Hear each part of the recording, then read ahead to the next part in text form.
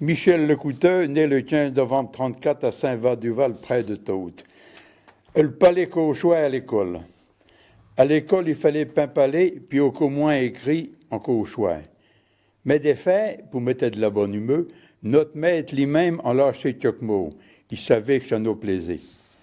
Un jour, quand il nous a dit de prendre nos livres de géographie, j'y avons répondu que les avait ramassés la veille pour empêcher que des tricheux copient dessus pour la composition qu'il y avait à faire ce jour-là. À servir pour le classement à la fin du mois et pour chaque d'aucun essayait de tricher. Elle m'aide à donner le paquet de livres à un élève de la première table pour qu'il les redistribue.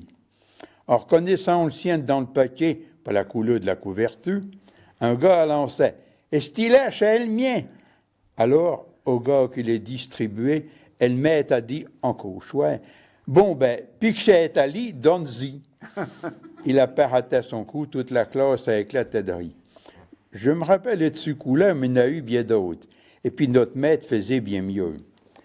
Chaque année, avant les grandes vacances, pour gagner des sous qu'allait servir à nous emmener passer une journée au bord de la mer, il nous faisait jouer du tout. Et le programme commençait toujours par une pièce écrite par un auteur connu.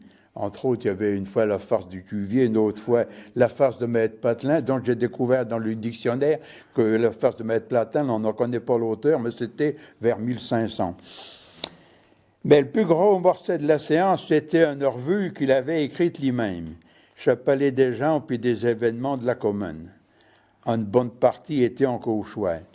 C'était le cas pour le rôle du sorcier qui était tenu par un gars qui représentait rudement bien le Pécapron, un vieux du pays qui voulait faire croire qu'il avait des pouvoirs magiques, surtout pour soigner les bêtes.